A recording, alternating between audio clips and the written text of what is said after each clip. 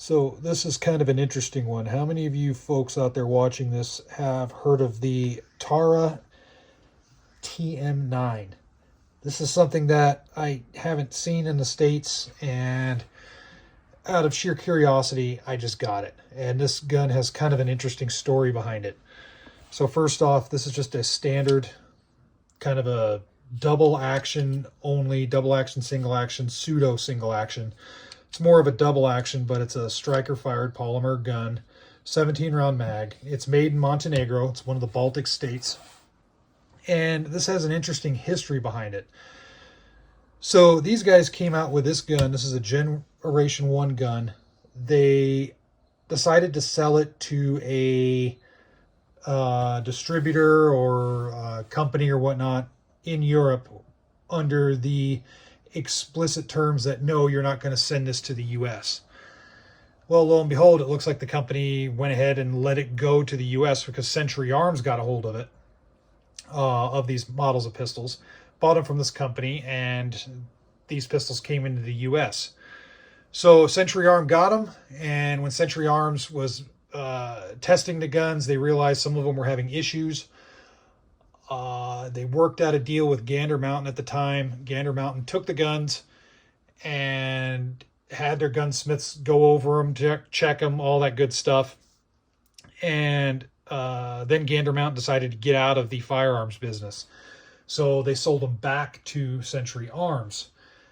At that time frame, Terra Aeronautics learned that this gun was in the US, and they put out this weird thing that said, hey, you can't use live ammo in this. This was a specific run that was intended to just fire rubber like training ammo or blank ammunition. So this gun isn't made for firing live ammo. And it put a PDF on their website that has all the serial numbers listed. It's like 7,000 guns. And this is one of them. It does have a serial number listed that says I shouldn't fire live ammo through it. When I first saw that, I thought, oh, crap, I'm going to have to return this because I have a gun that's not meant to be a gun.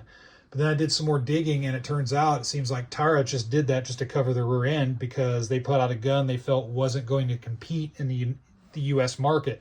And the U.S. market is pretty volatile in the sense that if you put out a crappy gun that has some issues and then you throw it into the U.S. marketplace and it doesn't do good, that pretty much marks the end of that gun.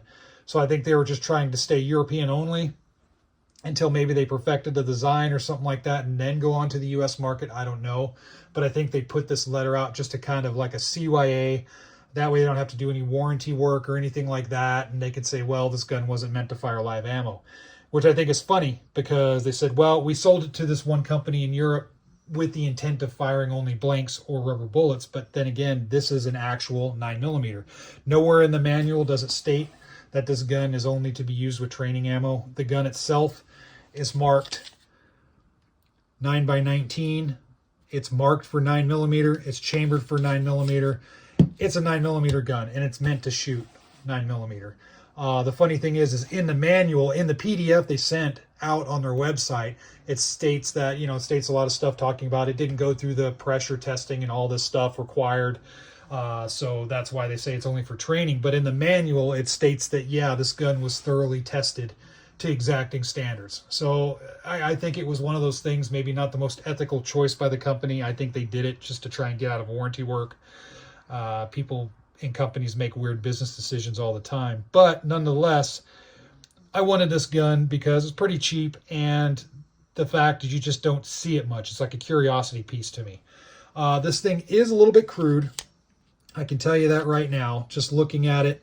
The trigger is a heavy trigger, and you see it's supposed to reset every time, but I have to snap it forward to reset. I think what this is this is a newer, this looks like an unfired gun, so I bet if I go out and put some rounds through it, things will start meshing together and getting a little bit more smoother, because this looks like an unfired version, or very little rounds put through it. I don't even see any marks on the hood that typically you see, nor on the barrel. If you look at the barrel, there's no marks on the top of the barrel here that typically you see when you fire a gun. So I think this is an unfired specimen, except for what maybe have been fired at the factory.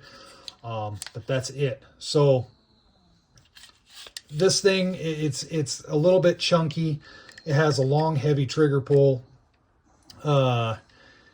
It's just a little bit, it's not the smoothest gun.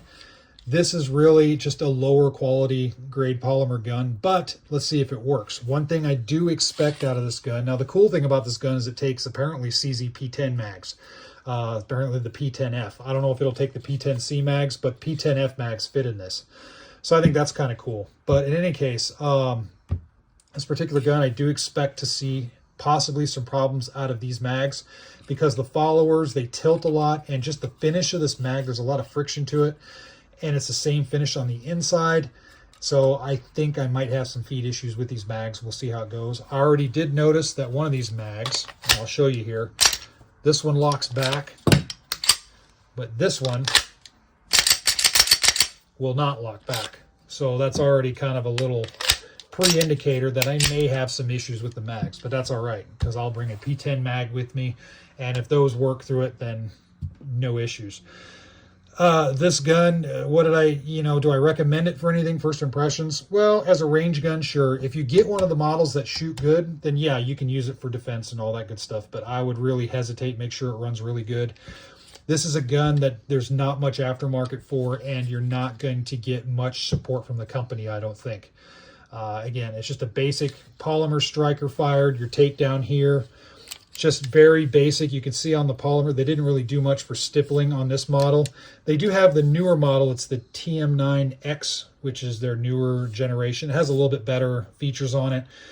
This doesn't have front side serrations, anything like that. Just a very basic gun, kind of a slick gun. I might wrap some tape around here, some of that grip tape to get a better purchase on it. But very basic. I mean, it's kind of funny with the magazine end. You can see how the magazine release kind of wobbles. As far as quality, I mean, I don't know. We'll see. It's very basic.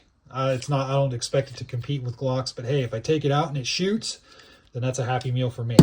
Anyway, just some first impressions. It's kind of an interesting. I wanted to go over the interesting backstory on this on a gun that I've never really heard of before, and I don't see much of. So feel free, as usual, put your 2 thoughts in the comment section below. Until next time.